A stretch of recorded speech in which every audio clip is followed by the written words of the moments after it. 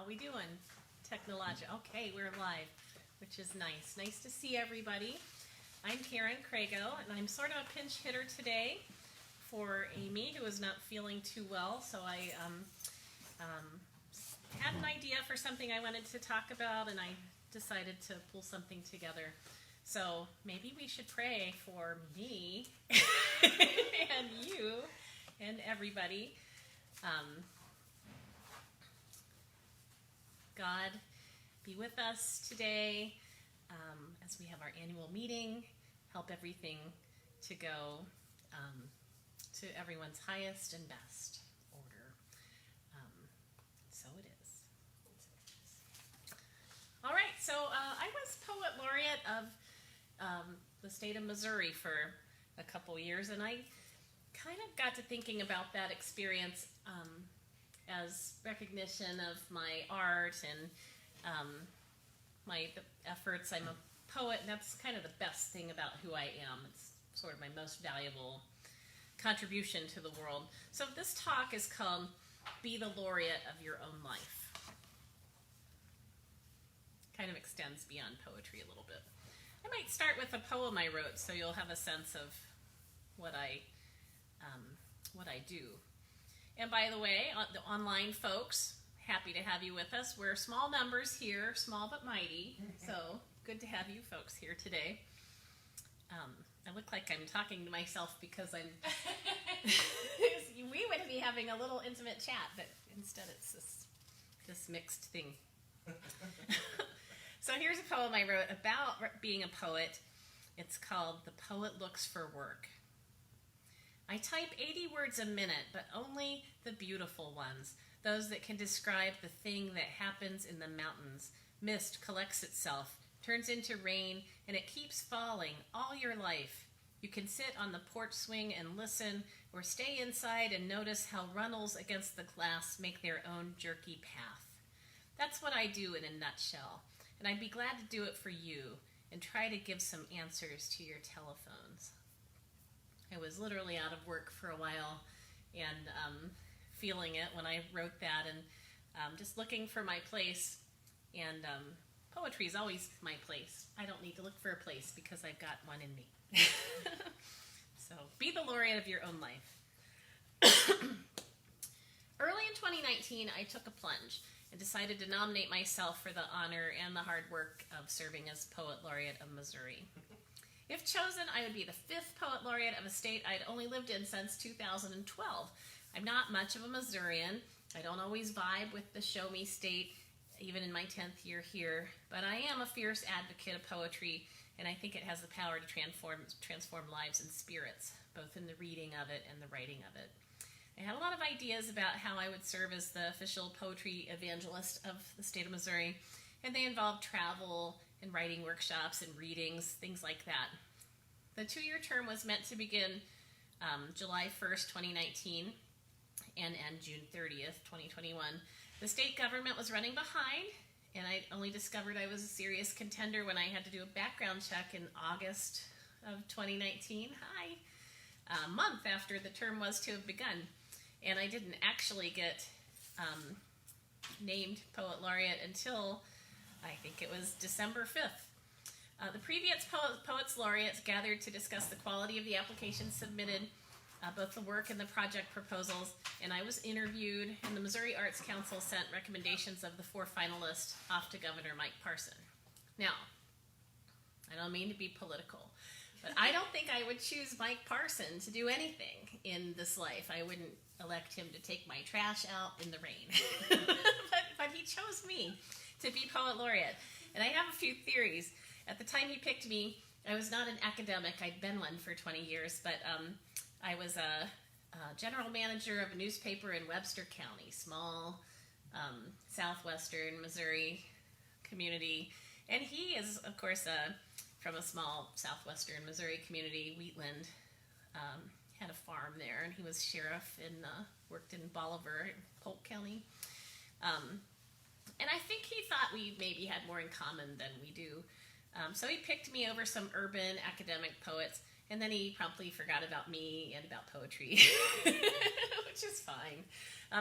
I signed a memorandum of understanding to serve as Poet Laureate on December 5th of 2019, little more than 5 months after my term was to have begun. I should note that I was summarily thanked and bye-byed right on time, June 30th, 2021. So either the state got its ducks in a row, or they really didn't like my brand of poet laureating. Probably a little bit of each. So anyway, December 12th, it was exactly 1 week after I signed that memorandum of understanding. On the other side of the world, a cluster of patients in Wuhan, China began to experience shortness of breath and fever. Here in Missouri, winter and Christmas were coming, and I was planning what I was going to do. I was going to visit every county in the state, and we even have St. Louis, which is like independent and not a county, so 114 counties plus St. Louis, and I was going to go to all of them and have writing workshops and inspiration sessions. But coronavirus was making its own plans that weren't in sync with mine. You know how life is sometimes. And then the first laboratory confirmed case of COVID was January 20th, 2020, the day before my 51st birthday. So it was hard for me not to take COVID a little personally. Before much time had passed, travel was out, and I couldn't follow through on visiting every county. And I couldn't hold the 4 poetry campouts I planned in state parks in the 4 corners of the state. I shifted modes, had some online poetry readings and write-ins, but this was not the experience I was envisioning, and my heart wasn't entirely in it. Anyway, back when I started all this, I mentioned that I nominated myself to be Poet Laureate. And that's the key idea that I want to come back to, is because it's important, nominating yourself. What's a laureate? In ancient Greece, a laureate, the laurel plant was sacred to the god Apollo, and they would, it was sacred to soup makers today because it's also the bay leaf. That's a laurel leaf. But they would weave those into crowns for champions in battle and in athletics and in the arts. Because the laurel was sacred, it would be a crown or wreath for the heads of these people. Today, students earn a baccalaureate degree. Laureate is in there. And they get their bachelor's degree, in other words, and become laureates for their educational achievements. We see them in mortarboard hats, but the language has them in a laurel crown. It's our hope they don't rest on their laurels, a saying that relates to this crown. We don't want them to stay satisfied with their past successes, but we want them to keep on striving. So it's cheeky to presume that you deserve a crown of laurel leaves, to think that you're the embodiment of achievement smiled upon by Apollo and set apart for special glory. So what was I thinking when I filled out an application online, attached a poetry sample in my Vita? I knew my work was solid, and I thought my project proposal was strong, but I don't know. Does anybody here follow poetry? Do they online follow? Well, then I might as well tell you I'm the best poet in Missouri. There's nobody more. But in fact, I only have 2 full-length collections. There are people with 20 full-length collections. I'm a competent poet with a good idea, but I'm not the laurel crown wearer in Missouri. It's just I wanted to do the work, and I thought it'd be fun. There are actually a lot better poets in Missouri than me. But that's okay. That's all perspective. It is perspective. But there are poets in Missouri I love. Like there's a guy in St. Louis named Carl Phillips who's like a god to me. I think he does deserve every crown. The first Poet Laureate was Ben Jonson, who you may have heard of, a contemporary of Shakespeare and a playwright. He was Charles I's Poet Laureate in the 15th century. And his literary legacy endures, but more people have really read Romeo and Juliet than Volpone. I had to look up his great achievement, Volpone, his play, his most famous play. So a fancy education and fine friends aren't everything. So anyway, that's a lot about me and Missouri and Greece and stuff. But think about yourself for a second, online, here with me. What would you say is your central purpose? Do Do you have a central purpose in your life? Have fun. Have fun. That's a good central purpose. So, how about you? Do you have a central purpose? Growth. Growth, yeah. Meaning? Spiritual, physical. We have a bossy microphone lady in the room. Put this in your face. Just continuing to discover. I mean, we're here for that to grow and expand and figure it all out. Yeah, and not resting on your laurels, like I said. That's right. Can you expand on the idea of fun? I'll get you the microphone if you. Oh, there you go.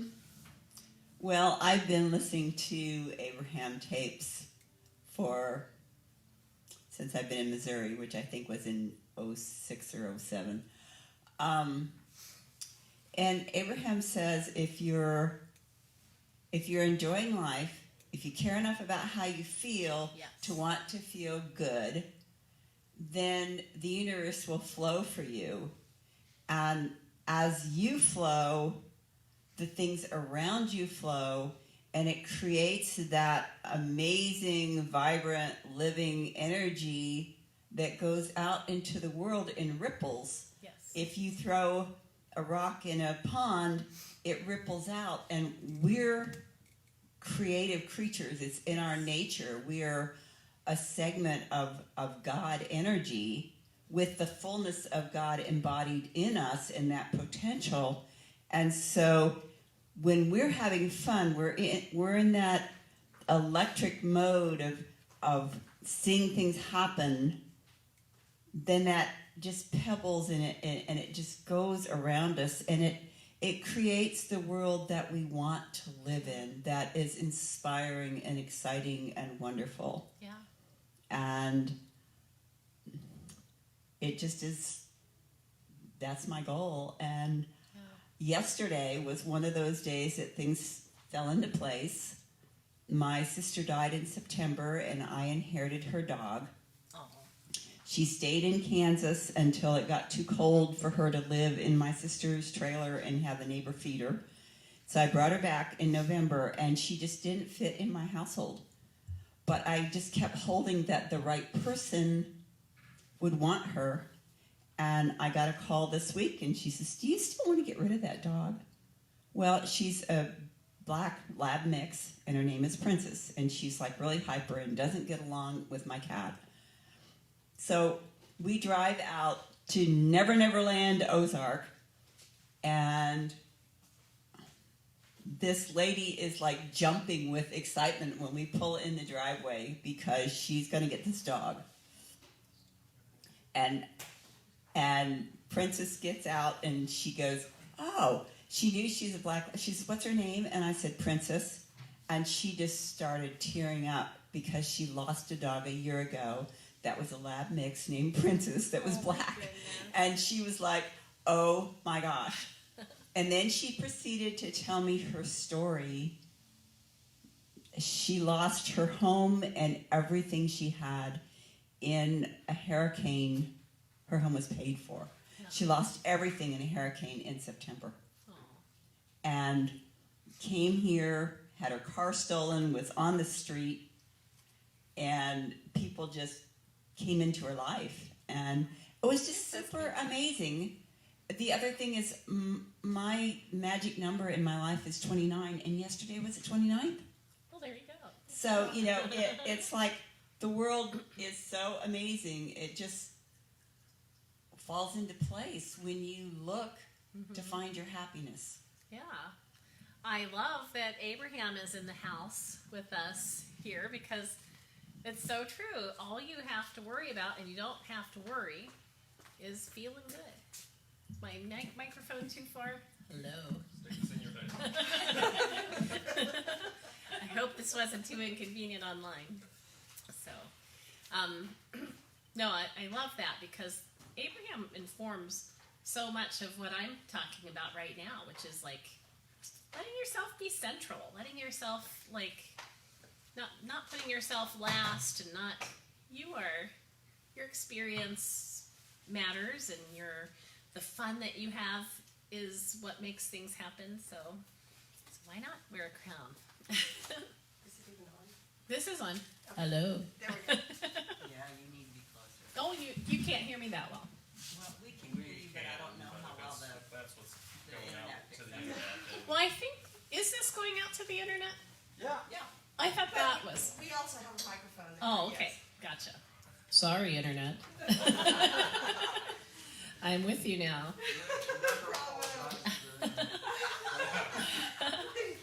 Anyway, despite the bravado that led me to apply to be Poet Laureate, and despite a healthy sense of self fostered every Sunday right here in Unity of Springfield, I actually needed convincing about the whole crown idea. When you live in a nation that claims to be based on the idea that all people, really they say all men, are created equal, and one that was founded in a struggle against the tyranny of a crown, it's a pretty bold move to stick a crown on your head. So naturally, I bought one. I bought it online for about $2. I had it delivered. It was as uncomfortable as all hell, and it like slipped all around, but it jabbed my head at the same time, so it's either jabbing or falling off. But sometimes when I'm alone and writing, I stick that thing on my head and I wear that crown. Even though my term's ended, I'm the champion. I'm the queen of poetry. So is it day? Huh? Is it day? Is it Laurel? It's fake laurel leaves, yeah. Oh, okay. So, yes. So, can you picture me in my little gold-colored laurel crown that stabs my scalp and refuses to stay in place? Because I'm wearing it right now, even if you can't see it. I feel that I'm worthy of laurels every day, and you are too. Some Unity principles are behind that thinking. Here we like to say, I am not all that God is, but all that I am is God. So, ideas about who God is out there? Anybody want to try to define God? There we go. Brandy is good with the microphone. Everything. Yeah. Elaborate. Everything is God. Sue did a workshop, she did a Wednesday night workshop a few years ago, and she passed out Play-Doh, and she says, this is the substance of the universe. And she had these great big balls like this, and we passed them around, and everybody took some, and they could make what they wanted to out of it. Mm-hmm. She said, the substance of the universe is unlimited. You know, some people in the back only took a little because they thought the people behind them weren't going to get any, and then she brought out 25 more boxes of Play-Doh. The substance of the universe is unlimited, but everything, there's only one beingness in the universe, and it's God. And that means that everything we see, everything we think, everything we are, everything we walk on or breathe in, all of it is this one beingness, and it's all God. And so everything you see, even the universes and the stars, everything is God. Mm-hmm. And so we're all connected and all intertwined. And it's like one of those disco ball mirrors. It's all one ball, but each of those reflecting mirrors reflects a difference, but it's still all one. Yeah. And when we're looking at it, we're seeing a reflection of ourselves. Yeah. Because all of it's only one. That's great. Yes.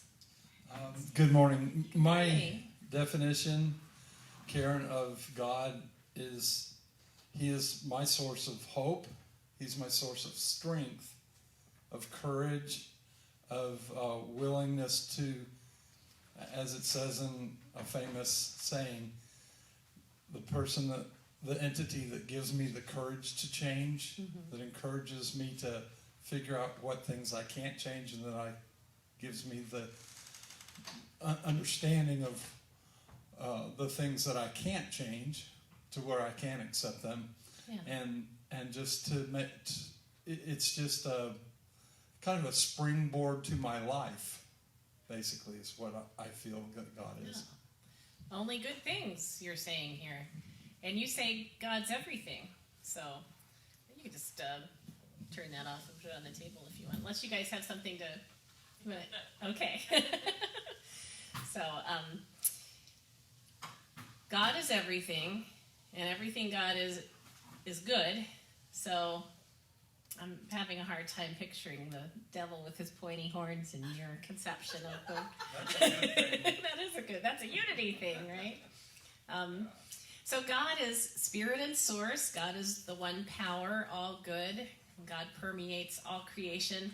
If all that I am is God and my purpose is poetry, then what I express comes from God and it's holy. So I'm not actually unique in this regard because everything you express is holy too. You might not have the governor's sanction, but you have my sanction. In Unity, we see affirmative prayer as the highest form of creative thought. Hi there. And prayer lets us experience the presence of God. Another thing about my experience with poetry is through poetry I feel God moving in me. Poetry is the form that my prayers take. Paying attention to God's still small voice is holy and worthy work, but let's face it, most of the people I know don't even like poetry. Are surprised anybody's still writing poetry. Where's the rhyme, they ask. But I do the work anyway, and I do think it's the very best part of me. To catch you up, newcomers, online and in person, I was Poet Laureate of Missouri for a little while, and my talk is called Being the Poet Laureate of Your Own Life, kind of winding up to this point that we should kind of embrace the thing that makes us our best self and go ahead and give ourselves permission to wear that laurel crown. I grew up in other faith traditions besides Unity. My mom used to drop me off at the Baptist church, if you can believe it. She said, church is good for you. I don't want any part of it, but church is good, good for you. I learned most of what I know about the Bible from my experience as a grade school Baptist, where we'd have Bible drills. We'd hold the Bible up in the air and they'd say Obadiah 3, and then we'd all flip to Obadiah, and the first one to get it would get a sucker or something. So I knew where the table of contents was, so I was all over that. Anyway, it was common for people in my previous church life to talk about heaven with its streets of gold, which sounds slick to me, if heaven ever rains, and its many mansions. If someone did a good deed, people would say this, and I'm not sure if they were serious, if they really believed this, but they talk about how somebody had earned another jewel for their crown. Have you ever heard anybody say that? Yeah. Are they being fun? Or do they really think there's a big old heaven crown they're going to wear that's just full of jewels? Sounds delusional. Can be if you want it to be. Sure. You can wear it. May as well. Yeah. Go for it. If you're going to wear one. That was too fast for you. If you're going to wear one, you may as well have a bunch of jewels in it. I honestly was never sure if that was just an idiom, just a little saying, or if they were envisioning an actual jewel that they'd wear in their mansion on their gold streets. They probably never even stopped to visualize it. Yeah. And even think about it. It was just something they said because they were repeating it from somebody else. But unless you stop and visualize it and feel what it feels like, you never really think about what that really means that you're saying. Yeah. And it's when we begin to wake up and look at our thoughts that we go, why do we say that? Mm-hmm. Why, where does that come from? Yeah. Why do we say that? And that becomes you cut off the end of the roast because Grandma did. Well, Grandma did because her roasting pan wouldn't fit the whole roast. Yeah. There's no reason. But, generations down the road, people are still cutting off the end of the roast when they have big roasting pans. So we don't stop and think. So they probably never stopped and visualized what it would be like, how many crowns they were accessing, how heavy this, Yeah. They just, if you're not aware enough to think and question what you're saying, which is why the fifth agreement is question everything. Mm-hmm. Because if we don't, we're just parroting. Yeah. We're just parroting. Well, excellent point. And I know because I have a crown, as I mentioned, they're kind of uncomfortable. And if it's just filled with lots of jewels over the course of your life, every good deed weighs you down a little bit more. Doesn't sound very heavenly. As I mentioned before, though, a baccalaureate degree has that word laurel in it. I hadn't really thought of that till I put this speech together. So this little talk together, that laureate was kind of in there. I was never picturing somebody with a bachelor's degree wearing a laurel crown. There's so much embedded in language, so much imagery, so much metaphor, so much etymology and word history that we sometimes don't know what the heck we're saying when we say it. Anyway, typically in Unity, we could believe anything we want, but we don't typically hold fast to ideas of eternal atonement or reward in the form of hell or heaven. Instead, we see heaven and hell as states of mind that we create through our thoughts, words, and actions. Anyway, there's a lot about crowns in the Bible, and we think of the Bible as our basic textbook of humanity's journey towards spiritual awakening, and we like to think of the Bible as having metaphysical allegory instead of pure history. That's poetic thinking, too. We poets also are focused on symbols and their meaning, and that's how Unity kind of observes the Bible, too. 1 Peter 5:4 says, "And when the chief shepherd appears, you will receive the unfading crown of glory," because shepherds always hand out crowns in this very shepherd-like action to give people crowns. Well, they're out where the laurels are. That's true. So they can find That's them. true. I remember picking bay leaves in California. Yeah. So, that's where the shepherds are out picking those things. Oh, well. When I was a child, we used to use clover chains to make our crowns. Yeah, and daisy chains. Somehow I think the chief shepherd, I kind of pictured the chief shepherd maybe being God giving out gold crowns, not laurel crowns, but could be right. That makes more sense shepherd-wise. Revelation 3:11, all the good stuff's in Revelation. "I am coming soon. Hold fast what you have so that no one may seize your crown," because God is all about being greedy and grasping of our riches. Yeah. I have a thought based on the gold crown idea. Yeah. I think it's metaphorical, as in enlightenment. He gives them a gold crown, or enlightenment as to who they are and what they're doing. Enlightenment, that's good, yeah. We see it definitely as some kind of reward, and enlightenment feels like a really essential and beautiful reward. Well, and it would be the aura of the eighth chakra. Stop. Yeah. Say it again. It would be the energy of the eighth chakra, the aura the of the eighth violet. chakra. Yeah, that's right. Isaiah 28:5. "In that day, the Lord of hosts will be a crown of glory and a diadem of beauty." You can't tell me a diadem is some kind of clover or bay leaf thing. A diadem, a scepter. "The Lord of hosts will be a crown of glory and a diadem of beauty to the remnant of his people."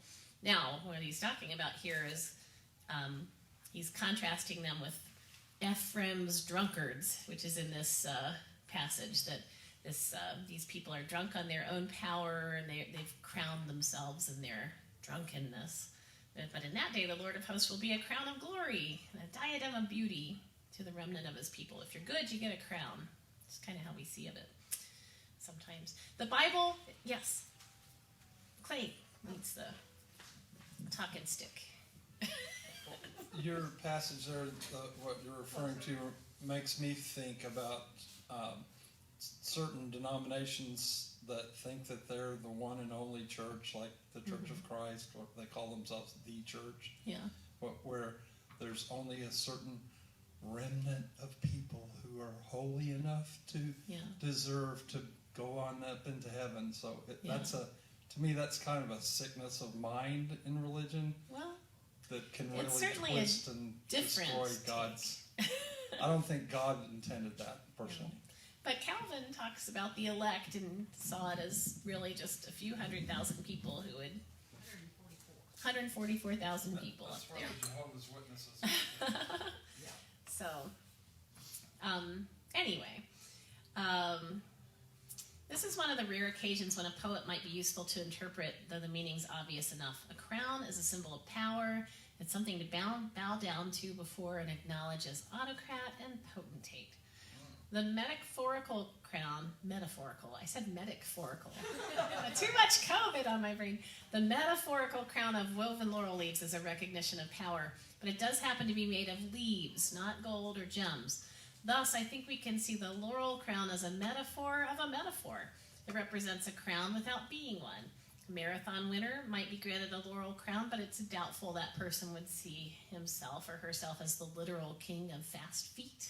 It's just a symbol, just a metaphor. The poet laureate doesn't actually have a crown unless you buy it like I did. The laurel crown is practically the metaphor of a metaphor of a metaphor. It's not even a crown. So what if the governor of Missouri had not temporarily lost his mind and granted me the title of poet laureate in 2019? Would I count less? People seem to find that state-level office to be impressive, so it's possible I would to some. But more often, the people I meet are surprised there is a state poet laureate. And a lot of them are surprised at the existence of poetry in this day and age. The recognition opened a few doors for me, and it served as a small indication I was on the right track artistically. It also recognized my willingness to work for what I love, which is poetry. I gave my time and energy to it and hoped that I might help others see the life-changing potential of self-expression. But I'm the one who needs to... Quit yawning. This is exciting. I'm the one... Somebody's yawning here, Facebook. I caught him. I'm almost done, though. I'm the one who needs to acknowledge the value and even the power of what it is I can do, because it's a holy act, and I'm committed to it. Sometimes when the writing is at its best, I feel like I'm tapping into a stream of knowledge, a stream of knowing, and I'm connected to everyone and everything in the universe, now and evermore. Hidden things are revealed, and I'm made wiser and simultaneously more dumbfounded at this universe, which is, it's amazing. I don't need the governor's, yes. What you said resonated with me because I have a friend that doesn't live in this area anymore, but is also a poet, and she will post her poems on Facebook from time to time. And what you just said about that connection is really, really obvious in certain ones more than others. Yeah. And I think that cuts across every form of expression, prose also, singing, Yeah. performance. Every form. Sculpture. Yes. Ballet. Musical, Everything. ballet, yeah, dance. Yes, theater. It's a lovely thing. It is a lovely thing. I see a hand back there. I don't see very well, so I think I've met you, but I can't quite make out your face. I love poetry. I use it as a form of journaling or nice. Therapy because I don't have anything else right now. Yeah, it's free. It's beautiful. I would actually like to maybe have your contact information. Oh, absolutely. And maybe make my come day. back and forth just a little bit with some of my work and see what you think of it. Let's do it. Because I'm very passionate about poetry and the healing that it offers. We aren't kidding, you guys. I mean, some people aren't, like, they don't resonate with words so much, but you get that hand moving with that pen, or maybe your keyboard, but I like that mind-body connection. You start, like, letting those words come out. Sometimes, you think you're writing on that paper, but that paper starts writing back at you, and words come and they make meaning of your whole business, and it's better than therapy. It's like... Yeah, I mean, I'm not knocking therapy because therapy's pretty great too, but it's like you just figure things out there. Yeah. I like writing in layers to where it could mean one thing to one person, but still open to meaning other things to other people as well. She's saying she likes to write in layers where things kind of have multiple meanings depending on, and they all automatically do too, because that's the nature of language. I don't mean to get into linguistics with you, but I say tree. If you picture a tree in your head, you might have a pine, and you might have a birch, and you might have a hickory, and you might have your Christmas tree, and you might have a cartoon tree, and you're an adorable baby who doesn't even think of a tree at all. But we're not communicating very well, are we? If our words mean different things to each of us, right? We can't get a clear picture of the other person's idea, so there's always going to be layer upon layer upon layer of meaning there. Yeah. And then there's the yoga tree, which is a pose. Oh yeah, there you That's a balancing pose that if if you use that pose, your balance will increase amazingly. Yeah. But what I was going to say was I have spent the majority of Tuesdays at Don and Wendy's for the last 5 years. Mm-hmm. And Don is a poet. He's actually, I have all 3 of his books of poetry. The first one, they only published about 12 volumes or something, so I have one of the few. But watching him, when he's creating a poem, he doesn't really want to come out and play games with us. He wants to be, right. But what happened originally was his deceased mother-in-law, appeared at his bed after his wife's death. And after she appeared, because he had been praying that there would be something in life worth living for, because he had lost his second wife and, didn't know what he was going to do with his life. I think he was retired by that time. And he started waking up with these poems flowing through him. Wow. And he actually went to a psychologist or psychiatrist or whatever because he thought he was going crazy because he couldn't understand what this was because he'd never done poetry before. But to watch him and then to read his poems, and I don't feel the inspiration in every one of his poems, which is like 800. Yeah. But there are some that just plain take you into another world, another consciousness that is amazing. Yeah. And just watching him in that process is just fantastic. Yeah. And literary critics talk about something called reader response theory that says the reader half creates things. These poems, some of them blow you away and some of them don't have that effect. You read one of those other poems on another day, and they'll blow the top of your head off. It just sort of depends on... It's contextual. Yeah. Are you ready for it? I feel that And way a lot of times. Wendy has created a visual image, a collage, for every one of his poems. Oh, what And an act so of love. Those sometimes two. when I go over to their house, they'll open the poetry book, and they have it in a loose leaf, and you'll have the visual image, and then they'll read the poem. Mm-hmm. And it's amazing to see that whole experience. Yeah. It's just awesome. That is awesome. Well, anyway, I'm going to wrap things up here.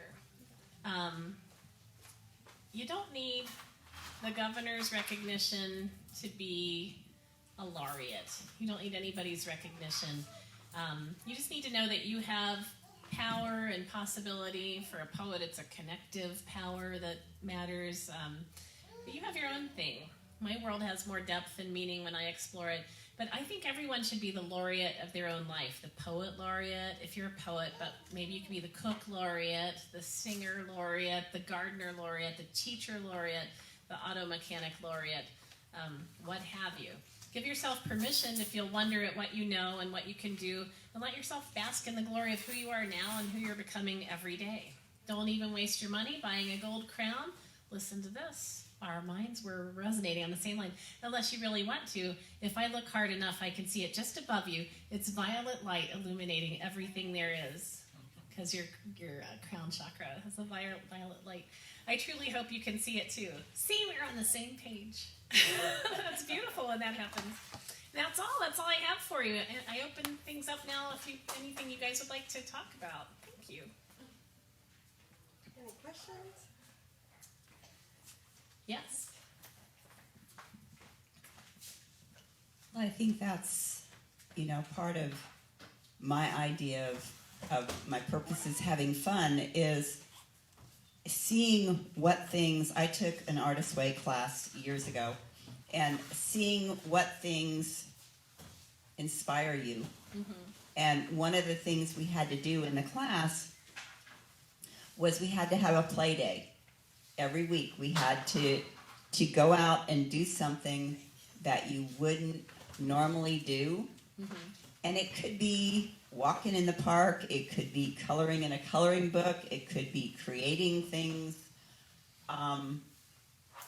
whatever you found. And so during this time that I took this class, it was a couple of months, I think, you know, you had every week, you had to be accountable. You had to respond. You had to tell them what you did on your play day. Mm-hmm. So you really had to do it. And it does, her purpose in writing this book was she was a playwright and she was stuck. Mm-hmm. And she couldn't get any, she you know, her energy had dried up toward writing. And so she did this. She was finding ways to encourage herself to expand her thinking, to inspire her. And so she these were things that worked for her, so she wrote this book about it. Mm-hmm. And as you began to play, and we had to create some kind of artwork, and I was living in a rented room in a house, didn't have any space to do much, so I started making jewelry. And I found it was amazing. I did macrame, and it was amazing what it opened up. And it doesn't just open up that area. It opens up all of your consciousness. It's like that ripple. Yeah. It begins to expand your consciousness. And so doing whatever it is, finding what makes you happy is what you were saying, to grow and expand. Mm-hmm. It's finding what expands you, what makes you feel expansive instead of contracted, and you can feel that in your body. Yeah, it's exactly what you were saying too about Abraham and just having fun and feeling good and opening yourself up to chance and new associations. It helps you understand and find new paths. Not get stuck in a rut. Yes, sir. Oh, I was just going to say that I'm amazed at the people my age that don't have the slightest idea how to play. That's sad. We should show them. Let's get out there. So I wanted to throw back a little bit. Let's see if we can explore a thought here. When you talked about your crown being either uncomfortable pricking you or falling off, mm-hmm. It feels like crowns should be uncomfortable. Crowns kind of carry the weight of all that they represent. Yeah. And if you're comfortable wearing a crown, it's kind of like anyone that's capable of getting themselves elected president should in no circumstances be offered the job. A crown should be thrust upon someone and make them understand that they have to give it the respect, that the responsibility of leadership, of wearing a crown, be it a laureate crown or a gold crown, and governing your people, or all of these things, comes with weight. You should know that it's on your head, and treat it with the respect that it deserves. Is it Shakespeare who said, "Heavy lies the head that wears the crown"? Heavy is the head. There you go. But it's not Johnson, who was the poet laureate. It's Shakespeare, who was a virtual nobody, said that. But yeah, he was talking about that discomfort you need to feel as a...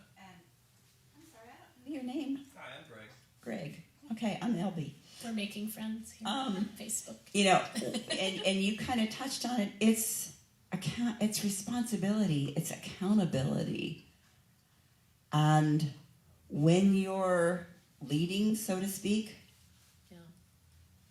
you're creating circumstances. Yeah. If you're teaching, you're creating the future by what you teach. And if you're teaching mediocrity, you're looking at that.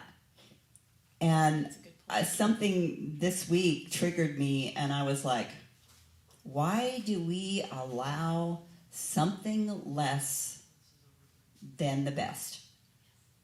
And we can't point fingers, because when we do, we're pointing 3 of them back at ourselves. It's our responsibility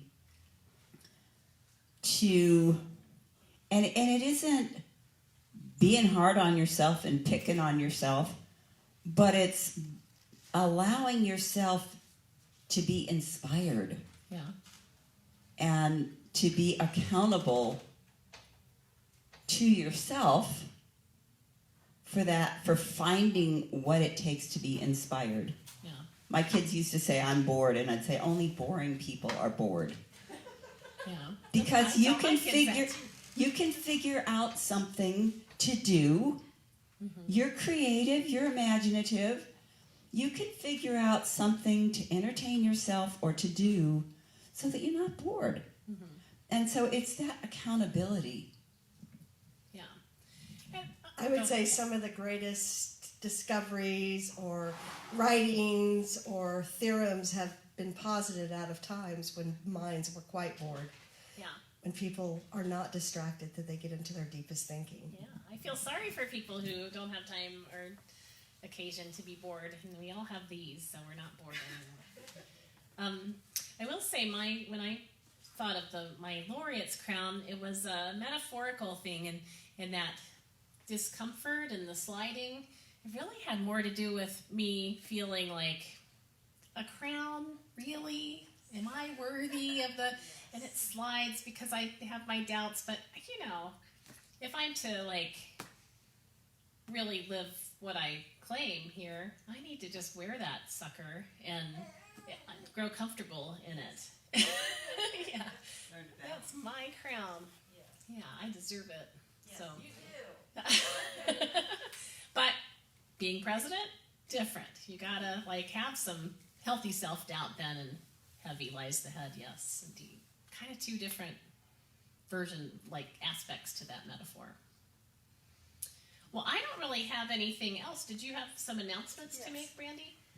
Okay, so next week, Karen is again our Sunday school teacher, because today she just stepped in at the very last minute, and I'm so impressed. But what's your topic again? Creating creation? How did I put that? Something about it being your creating. job and your Creating. yes. Yeah. So anyway, it's going to be interesting. The topic line is really good. And also next week, after our celebration service, we're going to be having our next Planet Unity organization meeting. And today, if any of you guys are watching online and need to get over here, it's our annual meeting, and we're electing board members. A very important day to be here. Thank you. Thanks. Thanks, everyone.